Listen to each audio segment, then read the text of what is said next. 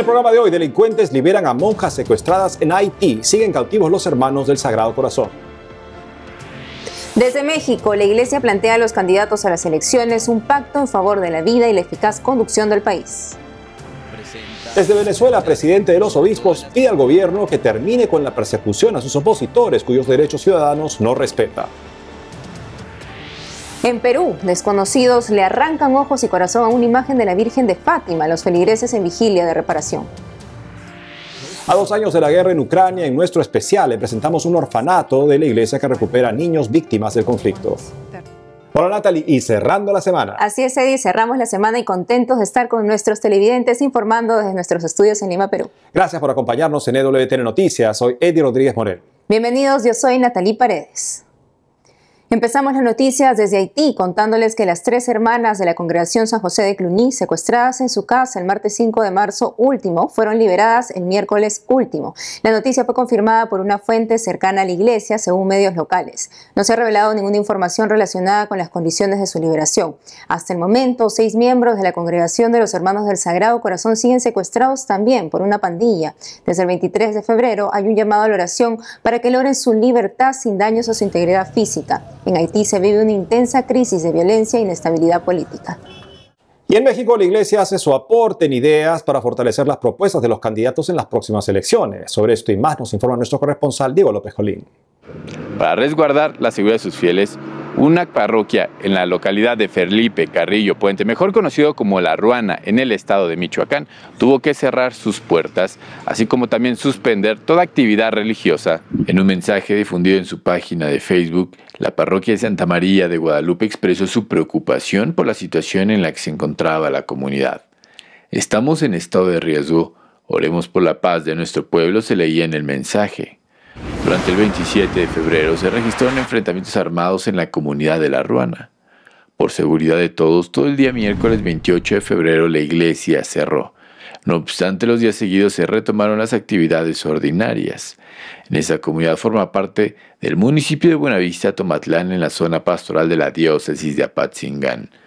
A pesar de los actos de violencia que obligaron a cerrar el templo, el obispo Monseñor Asensio García destacó que se notó mayor afluencia de personas en los días posteriores a la reapertura, y para la comunidad indicó el prelado mexicano: su único apoyo es Dios. En el contexto de los próximos comicios del 2 de junio, donde se elegirá a presidente de México, gobernadores estatales y municipales, así como miembros del Congreso, organizaciones pro vida y pro familia sacaron el Pacto por el Derecho al Futuro, el cual insta a los candidatos a asumir compromisos a favor de la vida, de la familia y del medio ambiente. El pliego petitorio que se espera sea presentado a la mayoría de los congresistas hace un llamado a los candidatos para que aborden la cultura del descarte y promuevan la implementación de instrumentos legales e incentivos económicos que permitan a las familias garantizar el pleno desarrollo de sus miembros. En el ámbito educativo se exhorta a los candidatos a demostrar un auténtico compromiso para lograr una educación de calidad, destinando financiamiento suficiente y oportuno. Además, se busca promover la cultura de la paz y la conciliación a través de mecanismos de participación ciudadana y el fomento del deporte y el arte.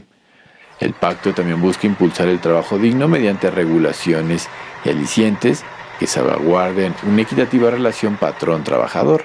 Otro punto destacado incluye también garantizar el acceso universal a servicios de salud gratuitos y de calidad, así como preservar y utilizar de forma responsable los recursos naturales del país.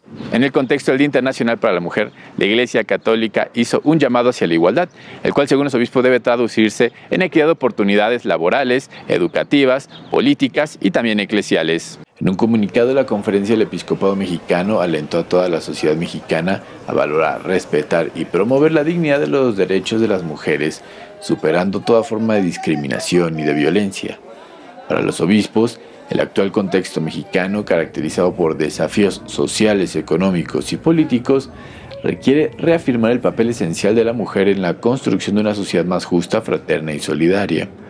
Además, encomendaron a todas las mujeres a la protección de la Virgen María y pidieron que el Espíritu Santo siga suscitando en ellas los dones de fortaleza, sabiduría y caridad. Reportó para EWTN Noticias, Diego López. Por otro lado, en Venezuela, el máximo representante de la Iglesia en el país se involucra en las próximas elecciones con un pedido al presidente Nicolás Maduro. Nuestro corresponsal Andrés Enríquez informa. El presidente de la Conferencia Episcopal Venezolana, Monseñor Jesús González de Zárate, arzobispo de Cumaná, ahondó esta semana sobre el significado de la Cuaresma y se manifestó sobre los acontecimientos políticos de este año en Venezuela. Su mensaje coincide con el anuncio del Consejo Nacional Electoral Venezolano, este 5 de marzo, de adelantar las elecciones presidenciales para el 28 de julio.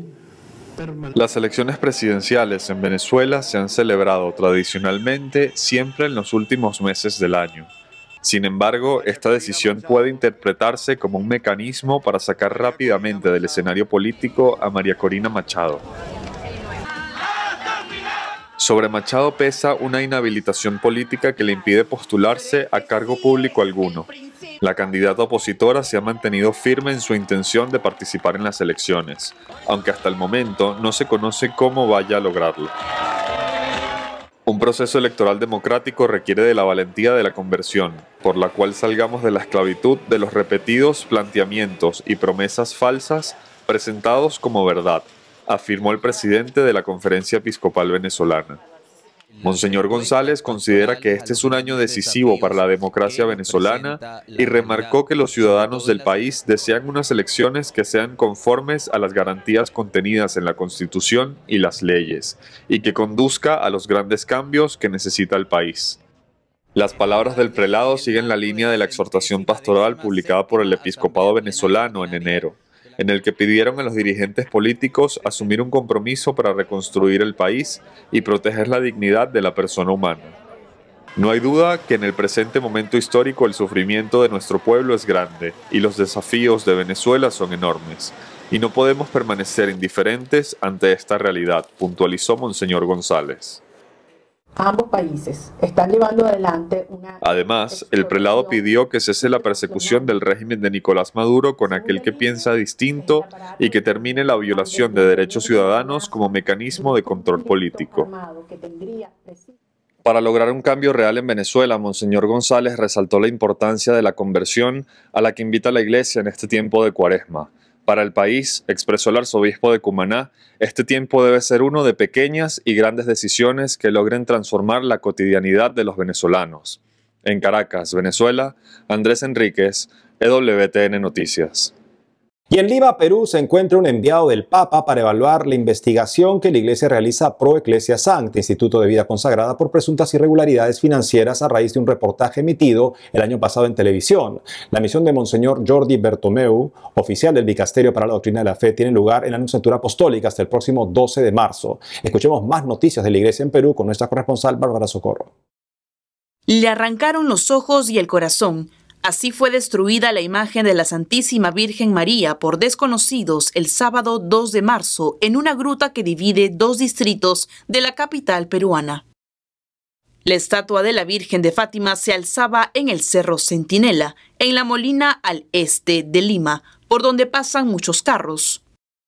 Un hombre que llegó en bicicleta al lugar sería el atacante de acuerdo a lo registrado por una cámara de seguridad, según la policía.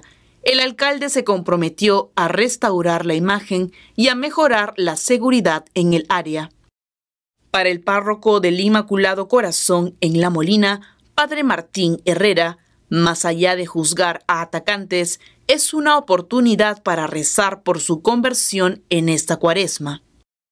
Además de la imagen de la Virgen de Fátima, también fue destruida la estatua de San Santiago. Los feligreses de la zona cuentan que es la segunda vez que hay un atentado de este tipo. El último 6 de marzo, la parroquia Inmaculado Corazón de La Molina realizó una vigilia de reparación. Ahora les cuento que ya está listo para su debate en el Pleno del Congreso un proyecto de ley para defender la libertad de conciencia, de pensamiento y de religión.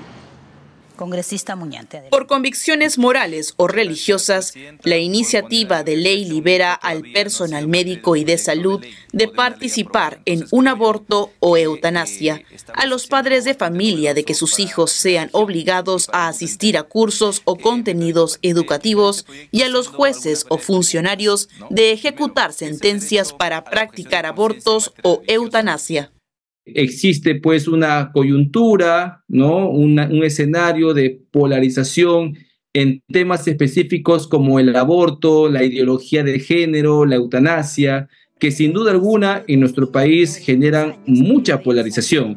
Entonces, frente a esa situación es que nosotros proponemos esta iniciativa para poder salvaguardar la armonía y la paz social, de tal manera que si el Estado, ¿no es cierto?, logra adoptar o decide finalmente aprobar normas de esta naturaleza, que los peruanos al menos tengan una herramienta legal para de manera individual oponerse a la realización de alguna de estos mandatos. La iniciativa del partido Renovación Popular propone modificar un artículo de la Ley de Libertad Religiosa para garantizar el respeto sin restricciones del derecho a la objeción de conciencia, plasmado en la Constitución peruana. Nosotros estamos disponiendo la creación de un marco procedimental para que la persona que se vea afectada en su derecho a la libertad religiosa presente formalmente ante la administración, ante la entidad, ante su empleador, una solicitud de objeción de conciencia. De ser aprobada, la propuesta marcará un precedente en Latinoamérica y el mundo en materia de libertad religiosa, según el autor de la iniciativa. En Lima, Bárbara Socorro, EWTN Noticias. Ahora nos vamos a Francia, donde el presidente Emmanuel Macron escogió este 8 de marzo, Día Internacional de la Mujer, para sellar la ley que incluye el aborto como derecho en la Constitución del país. ¿Cómo afectará esta disposición a las mujeres? Se lo contamos en la siguiente nota. 8 de marzo, Día Internacional de la Mujer. Con el sello oficial, el aborto fue ratificado esta mañana en la Constitución de Francia. Fue en ceremonia pública presidida por el presidente Emmanuel Macron, ministros de Estado, senadores y diputados. Macron pidió a otros países seguir su ejemplo. Propuso incluir el derecho al aborto en la Carta de la Unión Europea, documento que recoge los derechos de los europeos. Lideraremos esta lucha en nuestro continente, en nuestra Europa, donde las fuerzas conservadoras, en primer lugar, atacan los derechos de las mujeres antes de atacar los derechos de las minorías, de todos los oprimidos, de todas las libertades. ¿Cómo afectará en realidad a las mujeres en Francia la inclusión del aborto como un derecho en la Constitución?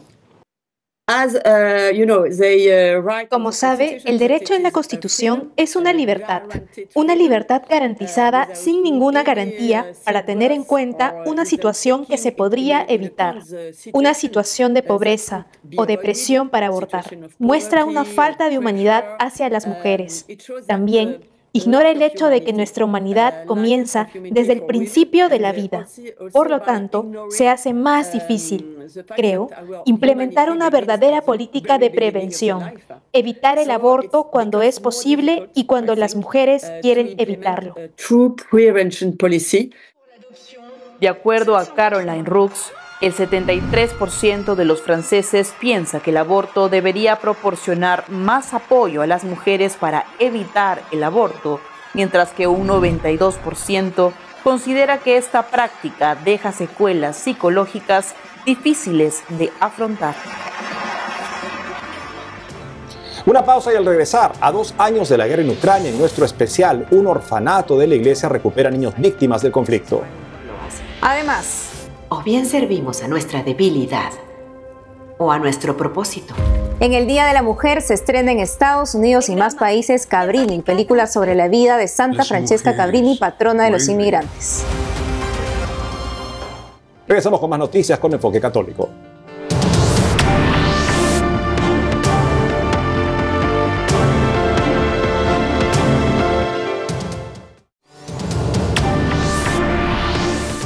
A 2 años de la guerra en Ucrania, EWTN visita el país para descubrir cómo está la gente, el impacto psicológico y en la fe ante las pérdidas. Esta vez Cole Flynn nos presenta un orfanato de la iglesia en el que se recuperan niños víctimas del conflicto. Ahora estamos en la sección donde viven los niños muy pequeños, los que tienen menos de 1 año. El más pequeño aquí tiene solo 24 días y el mayor 5 meses. Cerca de Borodianka, en la ciudad de Borcel, hay un orfanato. Los padres de algunos de estos niños fueron asesinados. Otras madres los abandonaron al nacer por no tener un hogar, por el estrés emocional y el trauma psicológico de esta guerra. Tatiana Limar es la directora del orfanato. Por supuesto, todo está relacionado con la guerra, porque las familias que tuvieron estos niños perdieron todo lo que tenían en la guerra, incluidos sus hogares. Entonces sintieron que no podían cuidarlos. Pero ya sabes, me encanta cuando nuestros hijos, nuestros polluelos, dejan nuestro nido, cuando una madre y un padre amorosos vienen y los adoptan. Por eso trabajamos aquí. Estos niños están esperando ser adoptados, pero nos dicen que algunos han sufrido un trauma profundo y necesitarán ayuda psicológica. La institución católica, la Orden de Malta, ayuda a financiar lugares como este, ofreciendo material de juego, ayuda y pagando psicólogos para los niños.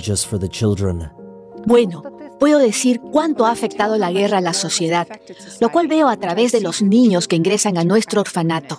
La guerra ha empobrecido a la población, ha aumentado la ansiedad, la psiquis de la gente está dañada. Algunas madres están tan destrozadas que luchan ellas mismas, sin mencionar el intento de velar por el bienestar de un niño.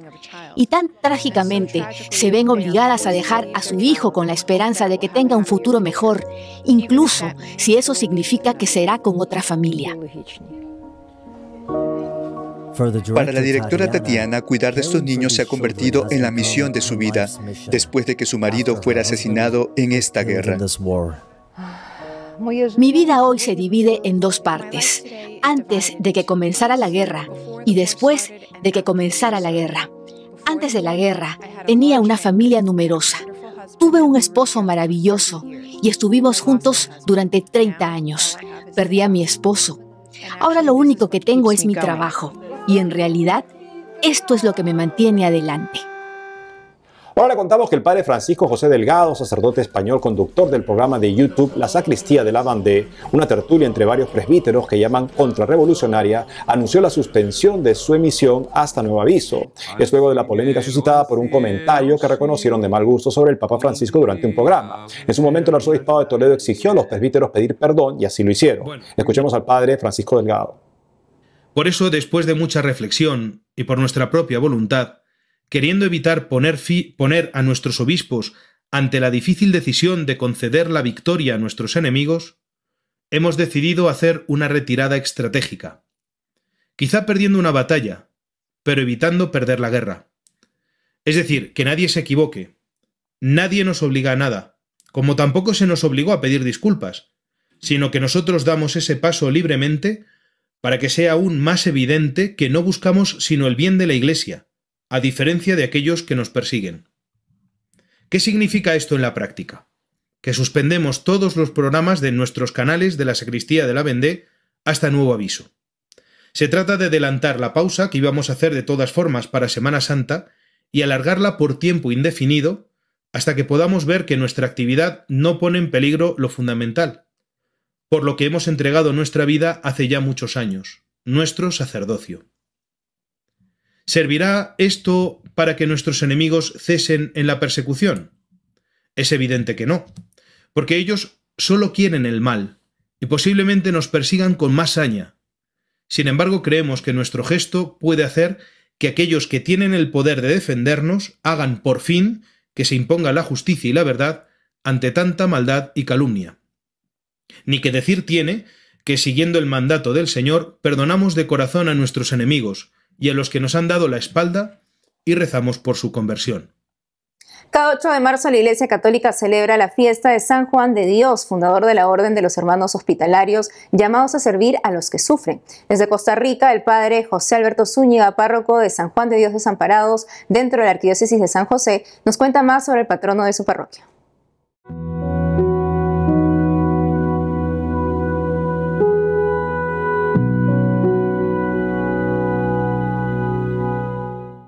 San Juan de Dios es un santo muy peculiar no solamente por las acciones que él desarrolló posterior a su conversión, sino también por su historia de vida humana, que le da muchísimo sentido y que ilumina mucho su caminar espiritual.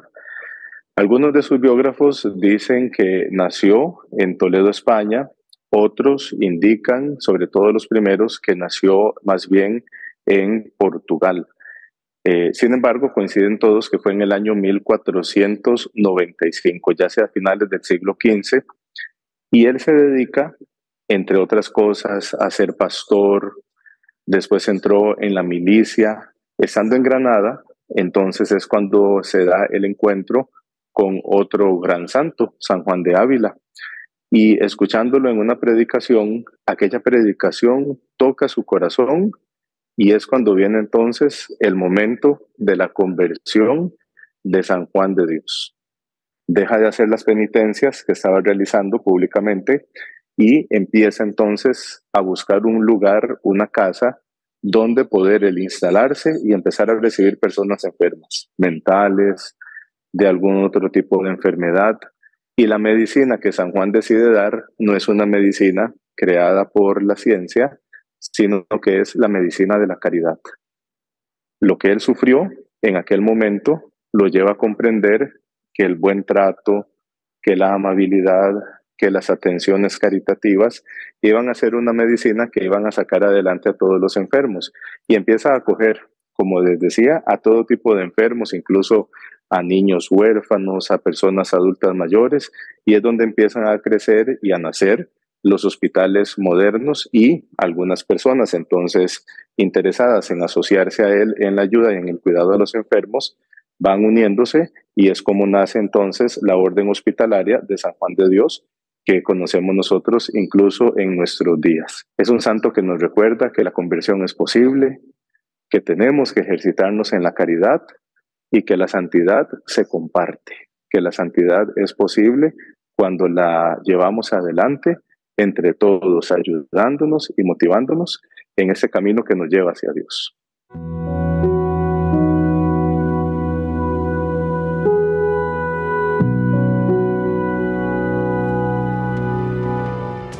Hoy se estrena en Estados Unidos y otros países Cabrini, la película sobre la vida de la santa Francesca Javier Cabrini, la primera santa del país norteamericano. En el Día Internacional de la Mujer, el film busca dar a conocer el papel de la santa como una mujer inmigrante que luchó por la justicia social, los niños y los pobres. Hasta el lunes y pidamos a Dios ser mujeres santas. Podemos decirlo así. O bien servimos a nuestra debilidad o a nuestro propósito. Pero no a ambos. ¡Un telegrama del Vaticano! Es una invitación, no una aprobación.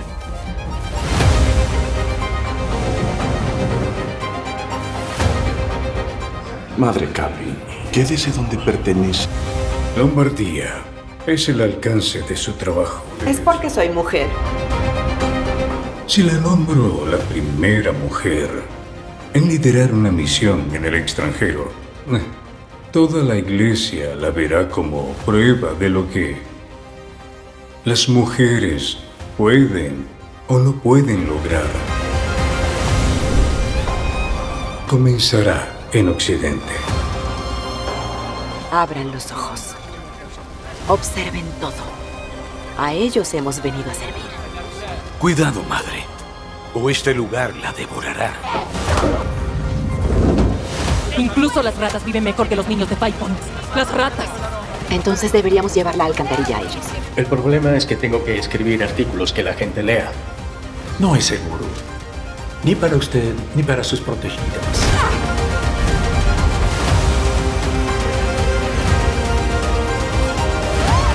Su misión fue negada por la arquidiócesis. Un buen pastor sabe dónde pertenecen sus ovejas. Aquí es donde seré enterrada.